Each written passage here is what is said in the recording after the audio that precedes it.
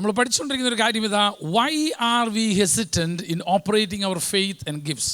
ദൈവം നമുക്ക് നൽകിത്തന്ന വിശ്വാസത്തെ, അല്ലെങ്കിൽ ദൈവം നമുക്ക് നൽകിത്തന്ന കൃപകളെ നമ്മൾ ഉപയോഗിക്കാത്തതിൻ്റെ കാര്യം എന്നാ? ഞാൻ വേറൊരു വിധത്തിൽ പറയാം, വേറൊരു ഉദാഹരണത്തിൽ കൂടെ. നിങ്ങളൊരു വലിയ അത്യാവശ്യത്തിൽ കൂടെ പോയിക്കൊണ്ടിരിക്കുക, വളരെ വലിയ അത്യാവശ്യത്തിൽ കൂടെ. നിങ്ങൾക്ക് ആ കാര്യത്തിൽ നിങ്ങളെ സഹായിപ്പാൻ മനസ്സുള്ള, കഴിവുള്ള ഒരാളെ നിങ്ങൾക്കറിയാം. അത്രയും ഭാഗം പിടി കിട്ടിയോ? നിങ്ങളുടെ വലിയ ആവശ്യത്തിൽ കൂടെ പോയിക്കൊണ്ടിരിക്കുന്നു. ആ ആവശ്യത്തിൽ നിങ്ങളെ സഹായിപ്പാൻ കഴിവുള്ള, മനസ്സുള്ള, ഇത് വളരെ പ്രത്യേകത രണ്ട് കാര്യം. ചിലർക്ക് കഴിവുണ്ടെങ്കിലും എന്തില്ല, മനസ്സില്ലാത്തവരുണ്ട്. അപ്പോൾ കഴിവുള്ളതും മനസ്സുള്ളതുമായ ഒരാളെ നിങ്ങൾക്ക് നല്ലപോലെ അറിയാം, നിങ്ങളുടെ ക്ലോസ് ഫ്രണ്ടാണ്. എന്നിട്ടും നിങ്ങൾ ആ ആളുടെ അടുക്ക പോകുന്നില്ലെങ്കിൽ എന്താ അതിൻ്റെ കാരണം? മറുപടി പറയണം. പേടി കൊണ്ടാണ്. അയാൾ ഇനി എങ്ങനെ പ്രതികരിക്കുക എന്നുള്ളൊരു പേടി, അത് ന്യായമായൊരു കാരണമാണ്.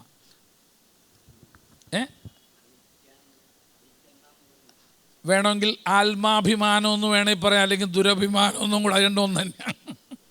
സംഗതി ഒന്നല്ലെങ്കിലും പോവാത്തത് എന്തുകൊണ്ടാണ്? ഞാൻ പോയി ചോദിക്കാൻ എൻ്റെ അഭിമാനം എന്നെ എന്ത് ചെയ്യുന്നില്ല, സമ്മതിക്കുന്നില്ല. വേറെ എന്തെങ്കിലും കാരണമുണ്ടോ?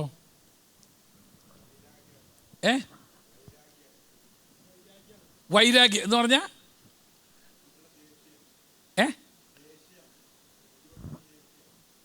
ഏത് വ്യക്തിയോട്? ആ വ്യക്തിയോട്. പക്ഷെ അദ്ദേഹം നിങ്ങളുടെ നല്ല കൂട്ടുകാരനാണ്, അതുകൊണ്ട് അത് വേണ്ട. വേറെ എന്തെങ്കിലും? അതാണ് വേണ്ടും വേണം. നിങ്ങൾ ആ വ്യക്തിയെ എന്ത് ചെയ്തിട്ടില്ല, സംഗതി കൂട്ടുകാരനൊക്കെ ആണെങ്കിലും നിങ്ങൾക്ക് നിങ്ങളുടെ ഈ ആവശ്യം പോയി പറയത്തക്കവണ്ണമുള്ള ഒരു സ്വാതന്ത്ര്യം ആ വ്യക്തിയുമായിട്ട് ഇല്ലാത്തത് കൊണ്ടായിരിക്കാം.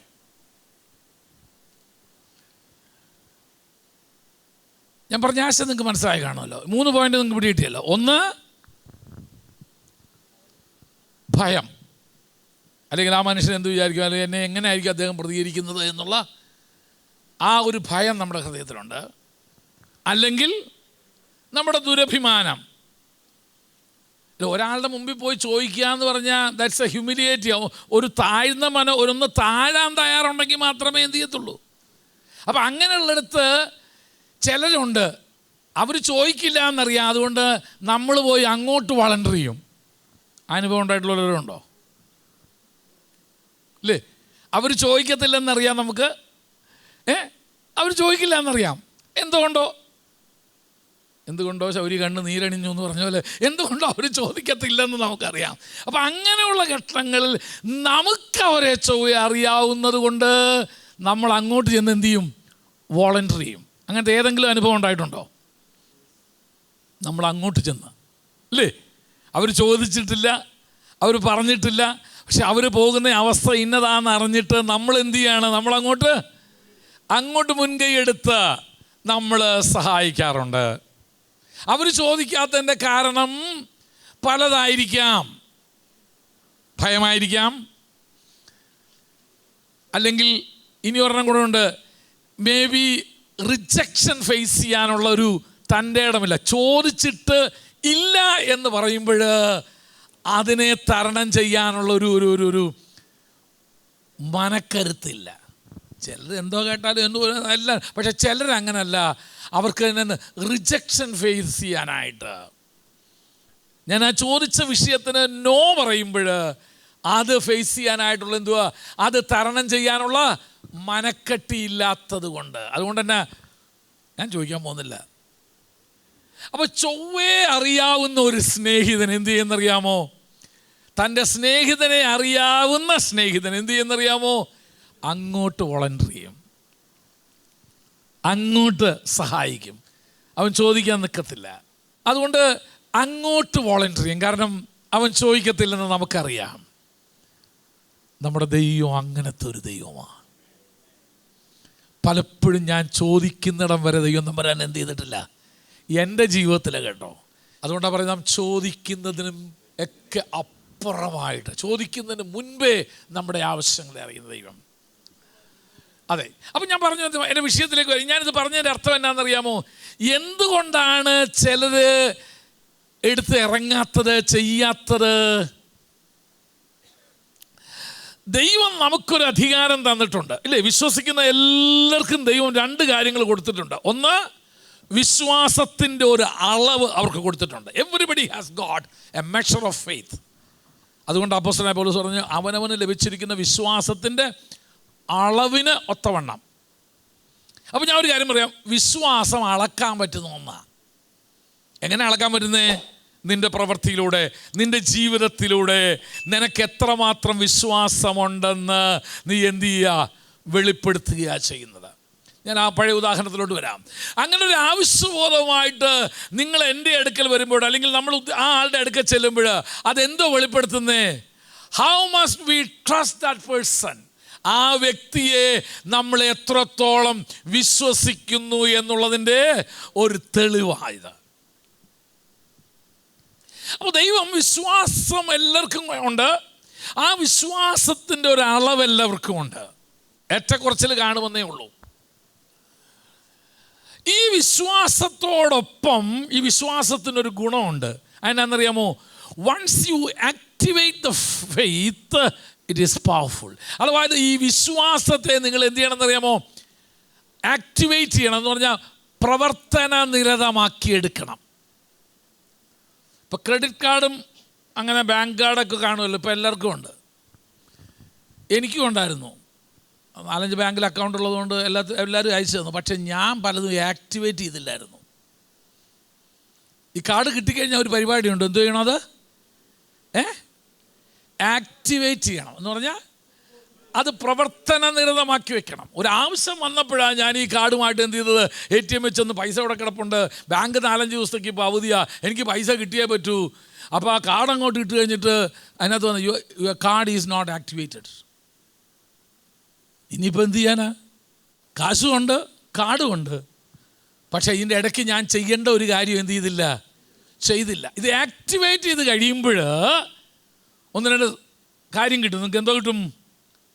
ഒരു പിൻ നമ്പർ തരാം, അല്ലെങ്കിൽ ഒരു കോഡ് നമ്പർ നിങ്ങൾക്ക് തരാം. എന്നിട്ട് പറയും ഇത് ആരുമായിട്ട് ഷെയർ ചെയ്യരുതെന്ന്. അപ്പോൾ ഞാനിതെല്ലാം പറഞ്ഞു വരുന്നത്, അപ്പോൾ വിശ്വാസം നമുക്ക് ലഭിച്ചിട്ടുണ്ട്. ഈ വിശ്വാസം ലഭിച്ചിരിക്കുന്ന ഈ വിശ്വാസം ഒത്തിരി ശക്തിയുള്ളൊരു വിശ്വാസമാണ്. ഈ കാർഡ് ആക്ടിവേറ്റ് ചെയ്ത് കഴിഞ്ഞാൽ ഗുണം എന്നാണെന്നറിയാമോ? എത്ര പൈസ അവിടെ ഉണ്ടോ അതിനനുസരിച്ച് നിനക്ക് എന്ത് ചെയ്യാം? എടുക്കാം. അത് ഈ കാർഡിൻ്റെ ഗ്രേഡ് അനുസരിച്ച് എടുക്കാവുന്ന പൈസയുടെ തുകയ്ക്കും വ്യത്യാസമുണ്ട്. 1 ലക്ഷം രൂപ വരെ എടുക്കാൻ പറ്റുന്ന കാർഡുകളുണ്ട്, എന്നാൽ 5000 രൂപ ലിമിറ്റ് ചെയ്ത കാർഡുകളുമുണ്ട്. അപ്പോൾ ഇത് നമ്മുടെ ജീവിതത്തിൽ നമുക്ക് പ്രാപിച്ചെടുക്കണമെങ്കിൽ കാർഡുകൊണ്ട് ഇമ്മഷറബിൾ ട്രഷർ അവിടെ കിടപ്പുണ്ട്. അളക്കാനാവാത്തത്ര സമ്പത്തും എനിക്കുണ്ട്. പക്ഷേ എൻ്റെ കാർഡ് ഞാൻ ആക്ടിവേറ്റ് ചെയ്യാത്തിടത്തോളം കാലം ഇതിൻ മൂലം ലഭിക്കേണ്ട നന്മ എനിക്ക് എന്ത് ചെയ്യാൻ പറ്റുന്നില്ല? അനുഭവിക്കാൻ പറ്റുന്നില്ല. അപ്പോൾ നമ്മുടെ ജീവിതത്തിൽ ദൈവം നമുക്ക് നൽകി തന്ന എല്ലാ ദൈവമക്കൾക്കും ദൈവം വിശ്വാസം കൊടുത്തിട്ടുണ്ട്. കൃപയാലല്ലോ, വിശ്വാസം മൂലം നമ്മൾ എന്ത് ചെയ്തതാ? നമ്മൾ രക്ഷിക്കപ്പെടും. ചിലർക്ക് അത്രയ്ക്കുള്ളതേ ഉള്ളൂ, അതിനുള്ളതേ ഉള്ളൂ. അവിടുന്ന് അങ്ങോട്ട് അവർ ഫർദറായിട്ട് പോകാൻ അവർ താല്പര്യപ്പെടുന്നില്ല. എന്നാൽ മർക്കോസിൻ്റെ സുവിശേഷത്തിൽ കർത്താവ് സ്വർഗാരോഹണത്തിന് മുൻപ് തൻ്റെ ശിഷ്യന്മാരോട് പറയുക, വിശ്വസിക്കുന്നവരാൽ ഈ അടയാളങ്ങളൊക്കെ എന്ത് ചെയ്യും? നടക്കും എന്നുകൊണ്ടൊരു ലിസ്റ്റ് തരുന്നുണ്ട്. അപ്പം നമുക്ക് നൽകപ്പെട്ട വിശ്വാസത്തിനകത്ത് എന്തുകൊണ്ട്?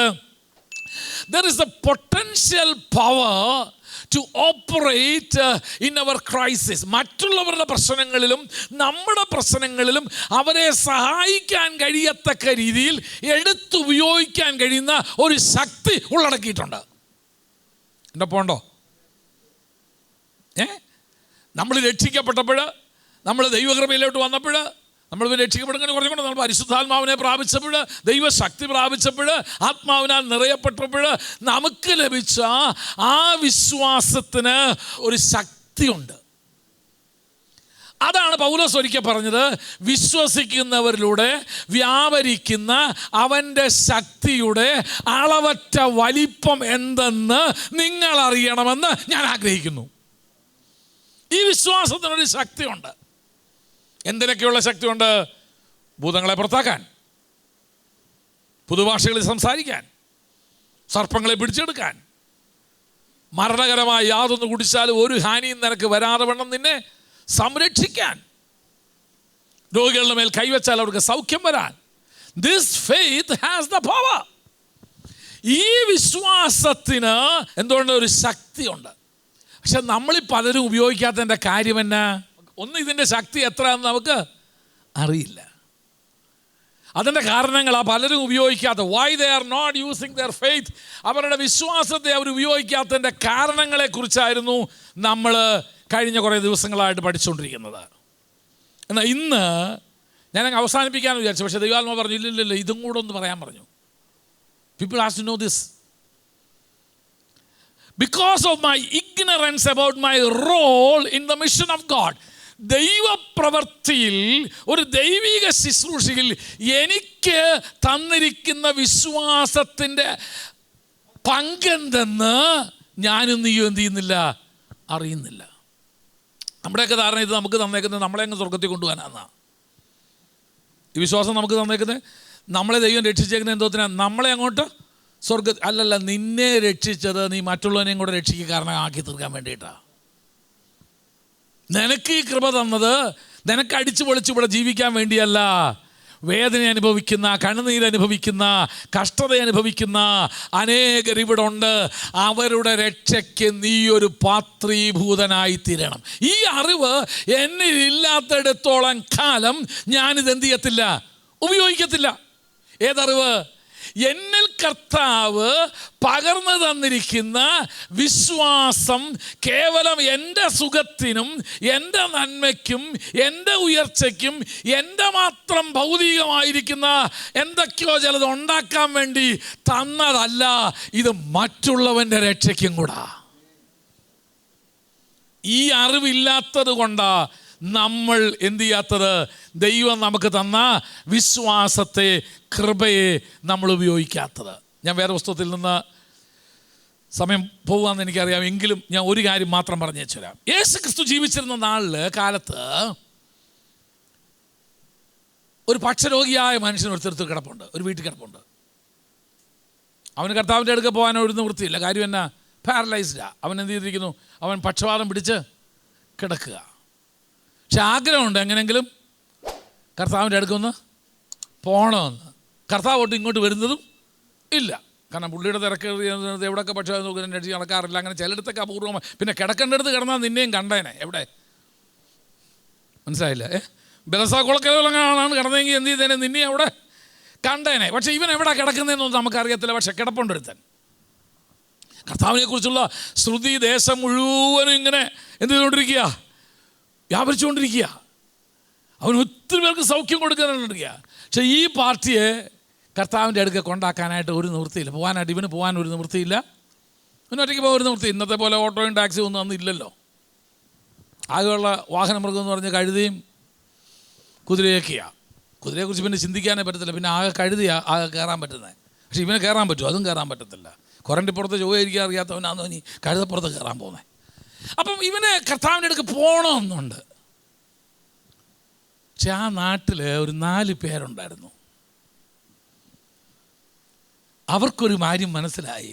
ദൈവം ഞങ്ങൾക്ക് ആരോഗ്യമുള്ള 2 കാലും 2 കൈയും കാഴ്ചയുള്ള കണ്ണും നല്ല ശരീരമൊക്കെ തന്നേക്കുന്നത് എന്തിനു വേണ്ടിയാണെന്നറിയാമോ?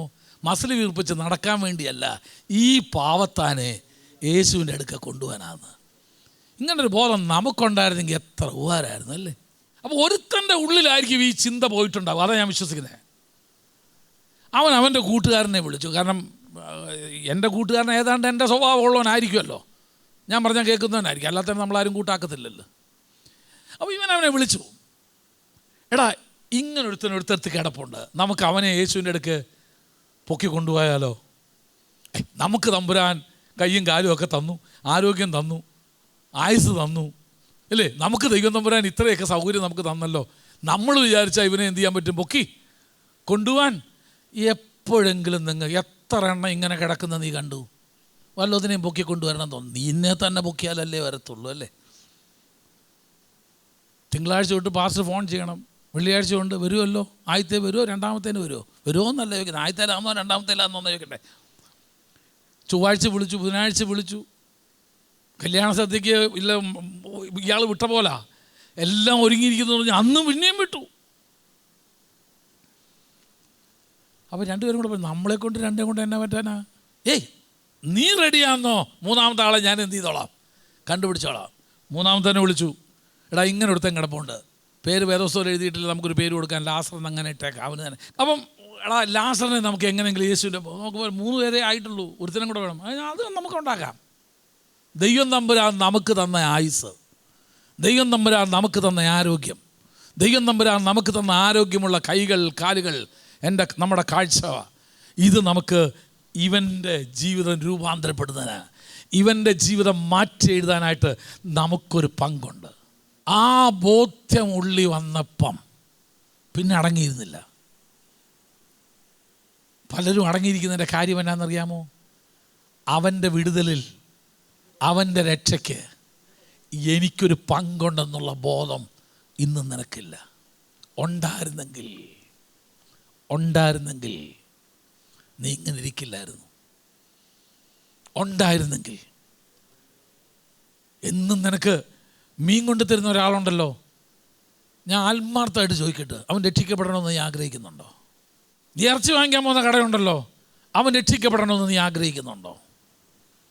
നിൻ്റെ വീട്ടിൽ അടിച്ചു വരാൻ വരുന്നൊരു സഹോദരി ഉണ്ടല്ലോ, വീട്ടിൽ പണിക്ക് വരുന്ന സഹോദരി ഉണ്ടല്ലോ, അവൾ രക്ഷിക്കപ്പെടണമെന്ന് ആഗ്രഹിക്കുന്നുണ്ടോ? വേണ്ട, എല്ലാ ശനിയാഴ്ചയും വെള്ളിയാഴ്ചയോ ധർമ്മം ചാങ്ങിക്കാൻ നിൻ്റെ അടുക്ക് വരുന്നവരുണ്ടല്ലോ, അവൻ രക്ഷിക്കപ്പെടണമെന്ന് നീ ആഗ്രഹിക്കുന്നുണ്ടോ? നിൻ്റെ ആത്മാർത്ഥ സുഹൃത്തുക്കൾ എത്ര പേരുണ്ട്, അവർ രക്ഷിക്കപ്പെടണമെന്ന് നീ ആഗ്രഹിക്കുന്നുണ്ടോ? ദൈവം ഈ സത്യം നിനക്ക് ഗ്രഹിപ്പിച്ചു തന്നത്. ഒരു ദിവസം തമ്പുരാൻ ചോദിക്കും, ഞാൻ നിന്നോട് കാര്യം തീർക്കുന്ന നാളിൽ നിൻ്റെ കൈകൾ ബലപ്പെട്ടിരിക്കുമോ?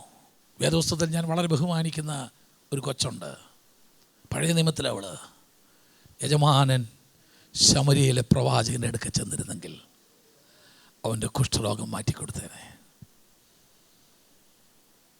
യജമാനൻ ശമരിയയിലെ പ്രവാചകൻ്റെ അടുക്ക വരെ ഒന്ന് ചെന്നായിരുന്നെങ്കിൽ നമ്മുടെ യജമാനൻ്റെ കുഷ്ഠരോഗം എന്ത് ചെയ്തേനെ? മാറ്റിക്കൊടുത്തേനെ. ജീവിതത്തിൽ എത്രയോ പ്രാവശ്യം യേശുവിനെ അറിയുവാൻ, യേശുവിനെ മറ്റുള്ളവരോട് നീ വേറെ ഒന്നും പറയണ്ടായിരുന്നു, അവൾ ആകെ അത്രേ പറഞ്ഞുള്ളല്ലേ. നിങ്ങളത് ഭാഗം വായിച്ചു നോക്കണം, ഒത്തിരി ഒന്നും പറയണ്ട. അതിന് ബൈബിൾ സ്കൂളിൽ പഠിച്ച് BTH CTH ഒന്നും എടുക്കണ്ട, തിയോളജിയും ആന്ത്രപ്പോളജിയും എസ്കറ്റോളജിയും ഒന്നും പഠിക്കണ്ട. ശമരിയയിലെ പ്രവാചകനെക്കുറിച്ചൊരു അറിവുണ്ടായാൽ മാത്രം മതി, അവനെന്ത് കഴിയുമെന്നുള്ളൊരു ബോധ്യം ഉണ്ടായാൽ മാത്രം മതി. ഭാരത്തോടെ വന്ന, വേദനയോടെ വന്ന, മുഖം വാടി വന്ന എത്രയോ പേര് നിൻ്റെ കൺമുൻപിലൂടെ ഒരു ദിവസം എത്രയോ പ്രാവശ്യം നടന്നുപോയി, എത്രയോ പ്രാവശ്യം കയറി ഇറങ്ങി. അവരോട് പറഞ്ഞു, ഞാനൊന്ന് പ്രാർത്ഥിച്ചോട്ടെ നിനക്ക് വേണ്ടി. നിന്നെ വിടുവിക്കാൻ കഴിയുന്നൊരു ദൈവമുണ്ട്, നിന്നെ സഹായിക്കാൻ കഴിയുന്നൊരു ദൈവമുണ്ട്. എന്താ ദൈവം നമുക്ക് തന്ന കൃപ? നീ ഒന്ന് പ്രാർത്ഥിക്കാമെന്നൊന്ന് വാ തുറന്നേ, വാക്കുകൾ ദൈവം തമ്പുരാൻ തരും.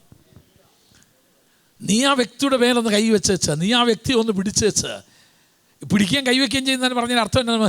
That identifies. അതാ നീ ആ വ്യക്തിയുമായി താതാത്മ്യപ്പെടുന്നു എന്നുള്ളതിൻ്റെ ഒരു ബാഹ്യ അടയാളം മാത്രമാണ്.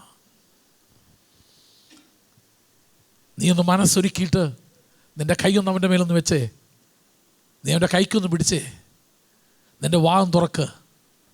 പരിശുദ്ധാത്മാവ് അവന് വേണ്ടി പ്രാർത്ഥിക്കാനുള്ള വാക്കുകൾ നിൻ്റെ കയ്യിൽ തരും, നിൻ്റെ വായിൽ തരും. നീ പഠിച്ചതായിരിക്കത്തില്ല, നിന്നെ പഠിപ്പിച്ചതുമായിരിക്കത്തില്ല, ഇതുവരെ പ്രാർത്ഥിക്കാൻ പോലും അറിയാത്ത നിൻ്റെ അധരങ്ങളിലൂടെ എവിടെ നിന്നോ എങ്ങു നിന്നോ പ്രവചന ശബ്ദത്തിൽ ചില വാക്കുകൾ ആ ജീവിതത്തോടുള്ള ദൈവം നിനക്ക് നൽകിത്തരും.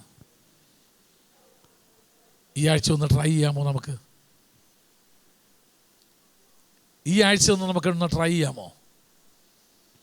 നമ്മൾ എത്രയോ പേരെ കാണുന്നു, എത്രയോ പേരെ നമ്മൾ ഇടപെടുന്നു, ഏതെല്ലാം വ്യക്തികളുമായിട്ട് നമ്മൾ സംസാരിക്കുന്നു. ഞാനിന്ന് ഇത് ഉപയോഗിക്കാത്തതിൻ്റെ കാരണം എന്നാണെന്നറിയാമോ? അവൻ്റെ ജീവിതത്തിൽ അവൻ്റെ രക്ഷയ്ക്ക്, അവൻ്റെ വിടുതലിന് എനിക്കൊരു പങ്കുണ്ട് എന്ന് നീ വിശ്വസിക്കാത്തതാ. വേദപുസ്തകത്തിലെ ഏത് ഭാഗങ്ങൾ വേണമെങ്കിൽ ഞാൻ എടുക്കാം ഇതിനോടുള്ള ബന്ധത്തിൽ. ഇതാ ഒരുത്തർ മുറിവേറ്റ് വഴി കിടക്കുന്നു, അവന് ജീവൻ പകർന്നു കൊടുക്കുന്നതിൽ എനിക്കൊരു പങ്കുണ്ട്. എൻ്റെ എണ്ണയും എൻ്റെ വീഞ്ഞും, തമ്പുരാൻ എൻ്റെ പക്കൽ എണ്ണയും വീഞ്ഞും തന്നത്, ഈ കൊറോണ കാലത്തും ദൈവം തമ്പുരാൻ എന്നെ സൂക്ഷിച്ചത്, എനിക്ക് നന്മ തന്നത്, എനിക്ക് അനുഗ്രഹം തന്നത്, എൻ്റെ കലത്തിൽ മാവ് തന്നത്, എൻ്റെ ഭരണിയിൽ എണ്ണ തന്നത്, എൻ്റെ കുഞ്ഞുങ്ങളെ ദൈവം സൂക്ഷിച്ചത്, എനിക്ക് ആവശ്യമുള്ളതൊക്കെ ദൈവം തന്നത് എന്തിനു വേണ്ടിയാണെന്നറിയാമോ? അവനും കൂടെ വേണ്ടിയാ. മുറിവേറ്റ് കിടക്കുന്ന ആർക്കോ ഞാനൊരു അനുഗ്രഹമായി തീരേണ്ടതിന് വേണ്ടി. നമ്മളെല്ലാം ഇങ്ങനെ അടച്ചു പൂട്ടി വെച്ചിരിക്കുക എന്തിനു വേണ്ടിയാ? നമ്മുടെ സ്വന്തം ആവശ്യത്തിന് വേണ്ടി. ഞാൻ പറയാം, ഒരു വാക്യം നിങ്ങൾക്ക് മുന്നറിയിപ്പിലേക്ക് ഇട്ട് തരാം. ഞാൻ നിന്നോട് കാര്യം തീർക്കുന്ന നാളിൽ. നമുക്ക് തന്ന എല്ലാത്തിനും ദൈവം കണക്ക് ചോദിക്കും, എല്ലാത്തിനും ചോദിക്കും, ഒരു സംശയമില്ല കേട്ടോ. നമ്മുടെ അത്രയും പോലും ഇല്ലാത്തവര് കർത്താവിന് വേണ്ടി ഒത്തിരി പ്രവർത്തിക്കുമ്പോൾ സകലതും പ്രാപിച്ച നാം മൗനമായിരുന്നാൽ ദൈവം നമ്മോട് കണക്ക് ചോദിക്കുമെന്ന് ഓർത്തോണം. എന്താ ദൈവം അവർക്ക് കൊടുത്ത കൃപകളെ എടുത്ത് ഉപയോഗിക്കാത്തത്? ദൈവം അവർക്ക് കൊടുത്ത ദാനങ്ങളെ എടുത്ത് ഉപയോഗിക്കാത്തത് എന്നാ? ദൈവം അവർക്ക് കൊടുത്ത പരിശുദ്ധാത്മദാനത്തിൻ്റെ ഇതൊക്കെ ഉപയോഗിക്കാത്തതിൻ്റെ കാര്യം എന്നാ? ഞാനിന്ന് ഈ വിശ്വസിക്കുന്നില്ല ഇത് അവരുടെ രക്ഷയ്ക്ക് എനിക്കൊരു പങ്കുണ്ടെന്ന്. ഇതൊക്കെ പാസ്റ്റർമാരുടെ പണി. ഞങ്ങൾ പാസ്റ്റർമാരല്ല, ഞങ്ങൾ വേലക്കാരല്ല, ഇതൊന്നും ഞങ്ങളുടെ പണിയല്ല. ആ ചിന്ത ഞാൻ പറയട്ടെ, ഈ 4 പേരെ യേശുവിൻ്റെ അടുക്കൽ പൊക്കിയെടുത്തുകൊണ്ട് വന്നത് അപ്പോസ്തലന്മാരാരുമല്ല, അധികാരം പ്രാപിച്ചവരല്ല, ആണോ? യേശു തിരഞ്ഞെടുത്തവരല്ല, അവരുടെ പേര് പോലും വേദോത്വത്തെ അറിയത്തില്ല ആരാ കൊണ്ടുവന്നതെന്ന്. അൺനോൺ പീപ്പിൾ, അറിയപ്പെടാത്ത ചില ആളുകൾ ആവശ്യത്തിൽ കിടക്കുന്ന ഒരുത്തനെ കണ്ടപ്പോൾ അവനെ എടുത്ത് യേശുവിൻ്റെ അടുക്കൽ കൊണ്ടുവന്നപ്പോൾ അവൻ്റെ ഭാഗതയം മാറി, ജീവിതം മാറി. സുവിശേഷത്തിൽ നമുക്ക് യേശുവിൻ്റെ അത്ഭുതത്തെക്കുറിച്ച്, ശക്തിയെക്കുറിച്ച് അറിയുന്ന ഒരു ഭാഗം കൂടെ കിട്ടി. നിൻ്റെ അടുത്ത വീട്ടിലൂടെ ഒന്ന് ഇറങ്ങിച്ചല്ലേ. അതിന് അയലക്കാരനായിട്ട് മിണ്ടില്ലല്ലോ. മീൻ കൊണ്ട് തരുന്നവനോട് സംസാരിക്കുക, പത്രം തരുന്നവനോട് സംസാരിക്കുക. അവനെ കാണത്തില്ല, രാവിലെ ഇട്ടേച്ച് വേണ്ട കാശ് വാങ്ങിക്കാൻ വരില്ല അവൻ. അതും ഇപ്പം നമ്മൾ ഗൂഗിൾ പേ ആക്കി കളഞ്ഞല്ലേ. ഒരു രീതിയിലും നമുക്ക് മനുഷ്യനുമായിട്ട് ഒരു ബന്ധവും വേണ്ടാത്ത, തമ്പുരാന് കൊടുക്കുന്നത് പോലും എങ്ങനെയാണെന്നറിയാമോ? ഗൂഗിൾ പേ കൂടെ. തമ്പുരാനും വിചാരിച്ച് കാണും ഞാനുമായിട്ടൊന്നും അല്ലേ? ഇല്ലപ്പാ. Let us build the relationship. നമുക്ക് ബന്ധങ്ങൾ ഉണ്ടാക്കിയെടുക്കാം. ചോദിക്കാം നമുക്ക്, എൻ്റെ സഹോദരനെ കണ്ടില്ലല്ലോ, എൻ്റെ കൊച്ചിന് എന്നാ പറ്റി, എൻ്റെ വിശ്വാസിക്ക് എന്നാ പറ്റി? ചില ആളുകളെ കാണാതായിട്ട് ഒത്തിരി നാളായില്ലേ. എവിടെങ്കിലും ആരെങ്കിലും ക്ഷീണിച്ചിരിക്കുന്നെന്ന് കണ്ട ഓടിച്ചെല്ലപ്പാ. അവൻ്റെ ജീവിതം മാറ്റുന്നതിൽ എനിക്കൊരു പങ്കുണ്ട്. അവൻ യേശുവിനെ കാണുന്നതിൽ എനിക്കൊരു പങ്കുണ്ട്. അവർ യേശുവിനെ അറിയുന്നതിൽ എനിക്കൊരു പങ്കുണ്ട്. ഞാൻ പ്രാർത്ഥിക്കുക മാത്രമല്ല ചെയ്യാൻ പോകുന്നത്, ഞാൻ ഇറങ്ങിച്ചെന്ന് അവനെ ചുമക്കാൻ പോവുക.